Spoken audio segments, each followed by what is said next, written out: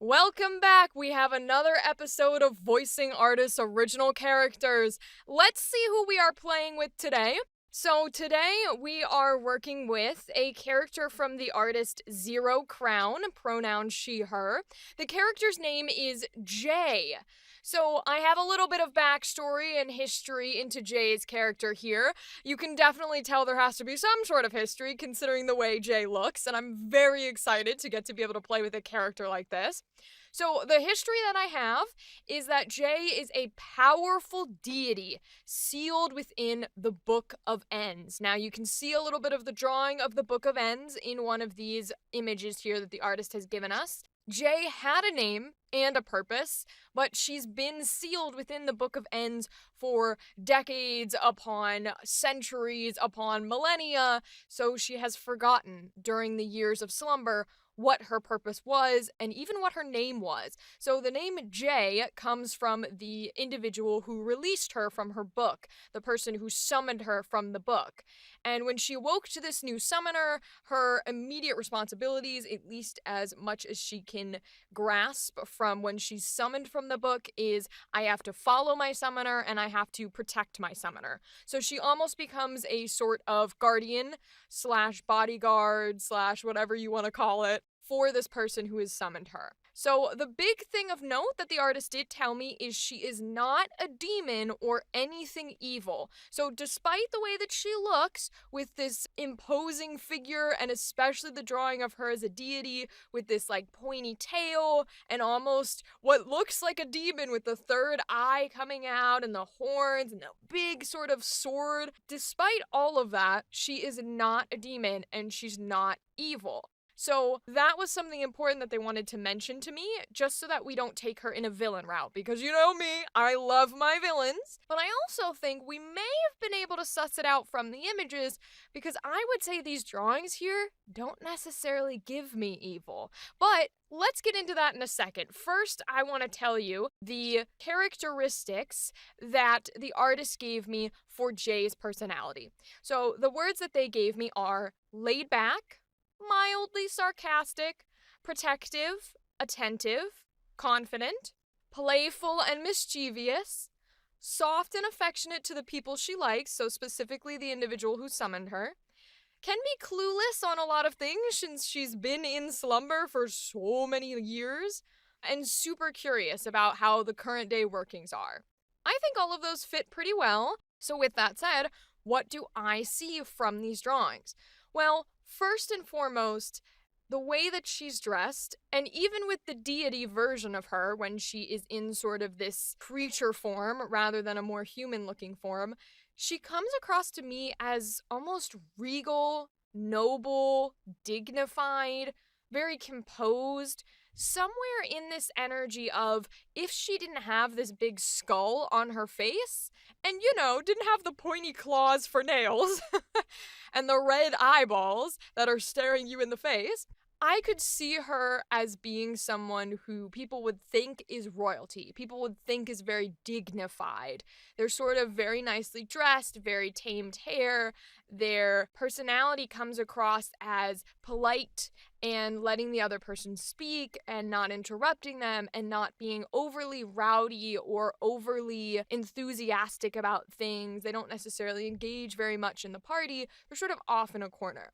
And that comes a little bit from the outfit. She does have a very nice sort of dress going on here with her formal shirt and her little ruffle in the front. Her hair is also pinned back in this very nice sort of ponytail with a few pieces laid down nice and flat. So that gives me very dignified energy. But even with the deity version, it's a little more scary, I guess you could say, which would be why people think she's evil. And maybe the summoner even thought that she was evil when she comes out in this form from the book. Even with this form, it's a bit more scraggly, it's a bit more terrifying, it's a bit more I look like I'm gonna devour you type of energy with hair everywhere and horns and the red eye and the big sword and the crazy hands and the bottom half being almost like centaur or fawn-like with the half man, half goat almost, except for the long, windy, demon-looking tail. Even with this appearance, The way that she has drawn her standing is almost hips forward. So it's partly because of the way that back legs are on a fawn or a horse-like creature, that they seem like they're standing much more forward into where their knees would be.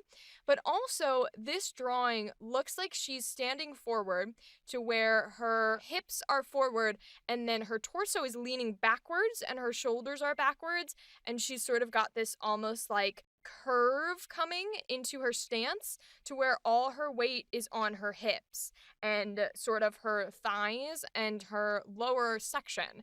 And why that is important to me is because stance and body language can do a lot to a character's personality. Because if she's in this stance, for one, the fact that she's able to hold that stance where she's very lower forward and back is very out, shoulders are very broad and backwards, head is like straight forward, being held up in like a very particular looking at you position, her arms are wide.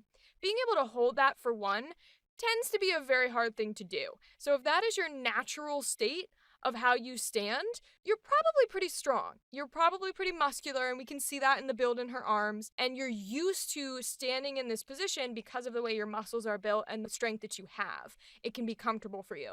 Whereas someone who is smaller or less muscularly built, like myself, find it difficult to stand in that kind of a position because we tend to like sort of curve inwards a little bit. Our shoulders are a little smaller, so it's easier to let them hang down. We don't have those muscles that are sort of like forcing our body backwards. And that's not to say it's the case with everyone, but it can be the case a lot of times with people who are stronger, that they can hold themselves a little bit more broadly. So that gives us insight into the idea that she's strong and she's powerful, and she's probably been this way for a long time because she's comfortable enough to stand with her chest open and her shoulders back and her arms out and most of her body weight being in her lower half.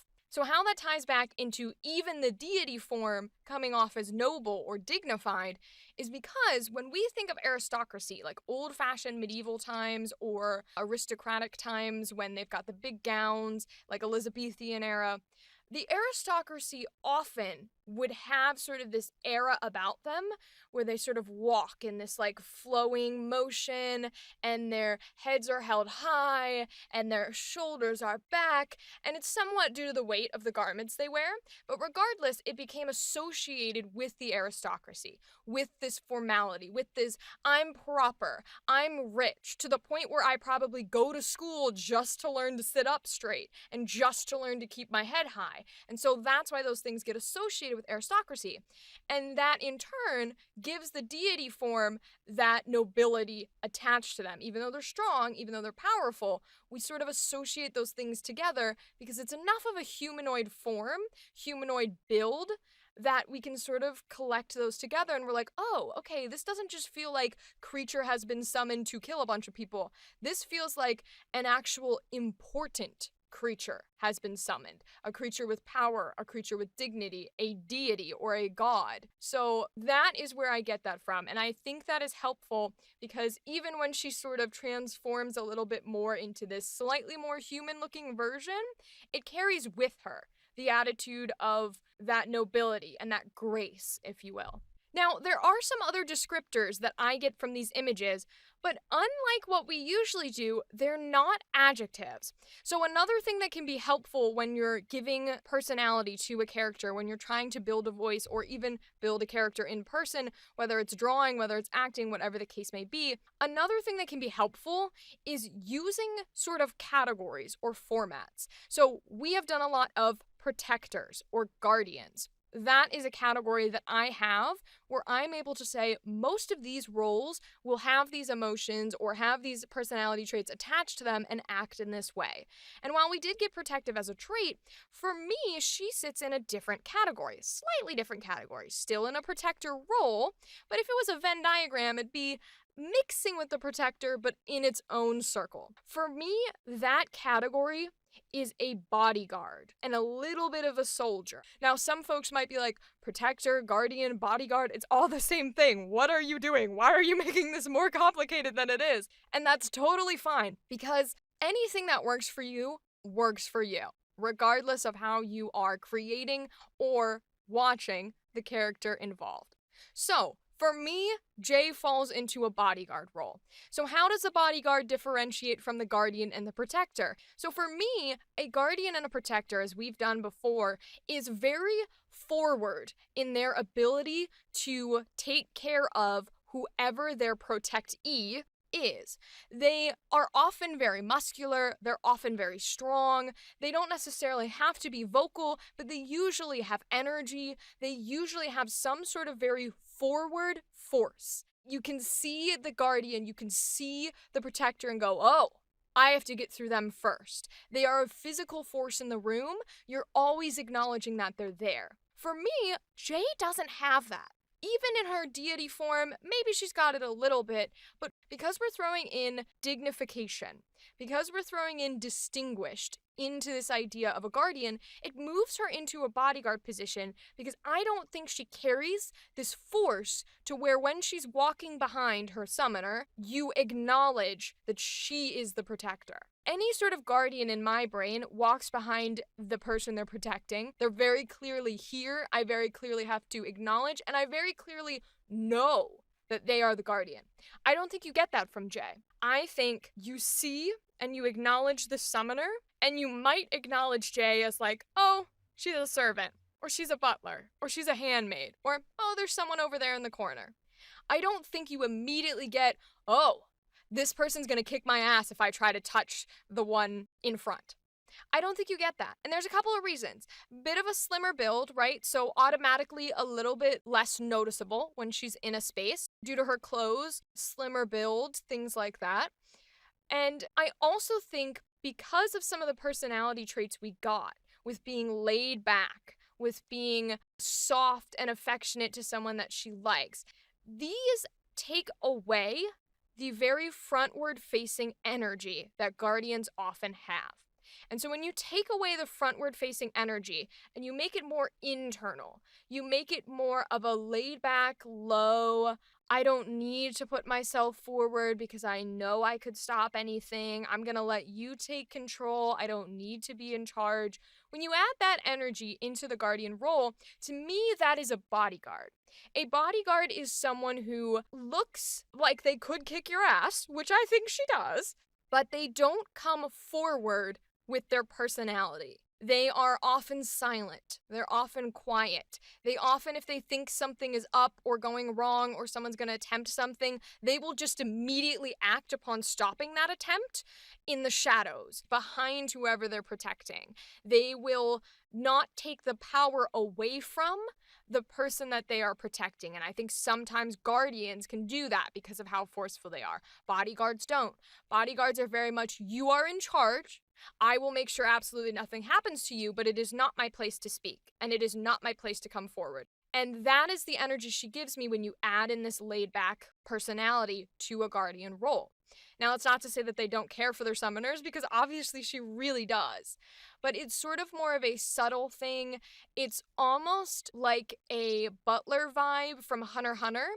A lot of the butlers in there with Canary and such are powerful, but you're kind of quiet.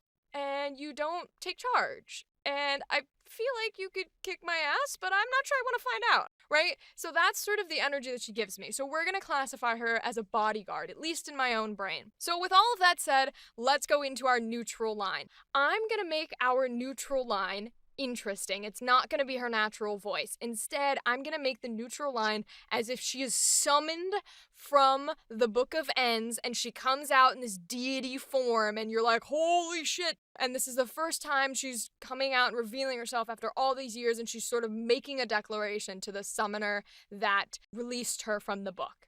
So here we go. Summoner of the book, I am its deity. What is your command? Woo! There we go. I wanted to do the evil, creepy voice of when she rises from the book and you're like, oh God, what did I just do? And you have this crazy thing at your wheel and at your command, and we got there. Love doing creature voices like that. So now that won't be the voice we keep because she eventually goes sort of back to this more human and workable form in the world that she's in. But I think it's fun to do a crazy voice like that. So that will be her neutral.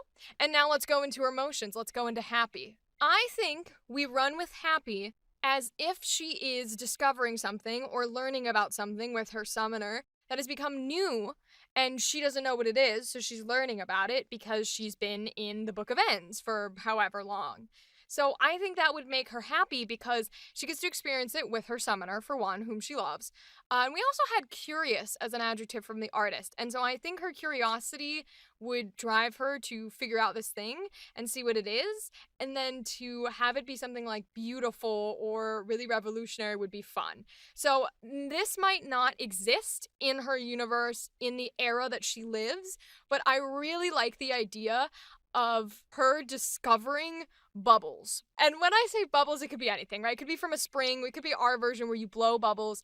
I'm going to take the idea that some way, shape, or form they're making bubbles. And so the summoner makes bubbles and she's just mystified by the fact that, like, what magic did you use, right? To, like, do that, even though it's not magic. So we're going to run with that for her happy idea. This is beautiful. How did you do this? What sorcery is it? Incredible. The things I have slept through. It's amazing what the world has done. Yeah, I like that for Jay. I don't know why I went British accent, but I'm kind of feeling it. So I think we're gonna stick with it. But I really like the idea that she has this sort of awe. Like her happiness is awe of the world, being inspired and amazed at the new things that have occurred. I like that for her happiness. It's very calm, it's very laid back, and I think it fits well. So let's move into her angry. So with the angry, we have to go into like forceful fighter, protector side of her, right? Bodyguard assassin side of her, where she's going to kick ass because someone's trying to attack the summoner. I think we're gonna go calm, cool, collected with her angry. We could go evil deity voice like we did, right? But I don't want to do that simply because I think it's going to be more fun to explore the cool and collected side, the assured, where she's very confident in the fact that she is going to take these actions, not necessarily confident in an ego way that she's going to win, but more so like, if this is what you want me to do, I'll do it. If they lay hands on you, I'll do it type of thing. So I think we go that for her angry because it'll be fun to explore. So let's give it a shot. I can rip you limb from limb, just in case you were wondering. I suggest you put that down before it becomes a reality. Ooh! Love it, love it, love it. It's like the little thing from the side, like somebody has like a knife out or something, and she's like, don't even try it. Love that, love that, love that. We don't get a lot of like cool anger where it's like very intimidating, very piercing, very I will like kill you right now. So that is fun to do, especially in a character that's not a villain, right? Because we can often see that in villains a lot, but she's not a villain. She's a good guy. She's working for the summoner, but you test her enough and that comes out. And I really like that for her. So last but not least, let's do sad. Now, what's going to make Jay a powerful, incredible deity sad? I think we go with the idea that she's caring and soft to the people that she loves, people that she cares about, so the summoner in particular. And I think we go along the route of she has disappointed the summoner. Now, we could go summoner gets injured, summoner dies, but again, you guys know me, we do that a lot, right? So let's go with the route of she disappoints them. Maybe she gets too angry. Maybe she does something that she shouldn't do, right? Maybe things have evolved to where a certain people or a certain way of life life of like, these people are bad, we kill them type of energy, we've evolved so that it's no longer there.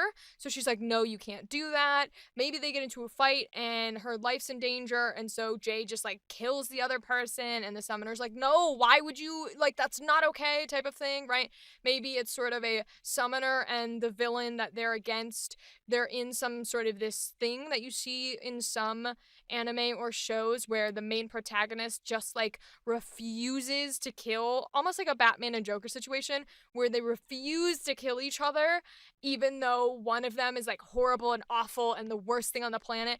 The good guy just refuses. They're like, no, I can save them, which isn't fully Batman and Joker. Batman doesn't think he can save them. But there's a lot of animes where they think they can save them, or they were like best friends and they know they're still in there, and the guardian or the protector, in this case Jay, is like, no, we need to end this, and they're trying their best, right, to respect the wishes of like, don't kill them, but eventually they just do. And I think it would make them very sad to see how absolutely like devastated the summoner is at their action. So let's try that for sad. Actually, I have a thought. Let's make it a little bit easier to get into the sadness of Jay. Let's also voice the summoner in this end scenario. So end battle has happened. Summoner, this entire arc, has been like, I can't kill them. They have to be in there and we have to save them, all this kind of thing. Jay, as us, ends up killing the villain. And the summoner's like devastated. Like, no, why could you do that? Like, I hate you type of thing. Let's lead into Jay's sadness dialogue after she just killed someone by starting with the summoner's reaction to it. So let's try it. No! No! Why did you do that? Why? I told you not to do that. Why? Why would you do that? I'm sorry, but it wasn't going to end, and I couldn't let her harm you. This was the way it had to be. You can hate me if you want, but this was the way it had to be. Ooh, I love the lead-in. I think we should start doing some more scenarios where we get some other characters involved in here. That was cool. It's sort of like that ending scenario. I can see it in my head of, you know, the villain's gonna kill a hero. Hero refuses to kill the villain, so Jay steps in to kill the villain, and the villain just like collapses, and the hero starts screaming like, no, why? And is crying, and is like picking up the villain body and being like, I hate you, why did you do this? And Jay is just like, you know, out of breath, like, I'm sorry, but I couldn't let her kill you. Like, I had to. This is how it is. And, like, I can picture that, right? And so I love it. That is awesome. And I'm so glad we got to play with Jay today. Yay! Thank you so much to Cero.Crown for letting us play here and letting us go full force with it. Make sure y'all go follow Cero.Crown, all right? Links are in the description as always. But that's going to be the end of our work here today. And make sure you give us a subscribe, a like, do all the sharing and all that jazz so we get to play with more characters and make it even more fun and celebrate artists and everything that they do. And I will see you guys in the next video. Goodbye!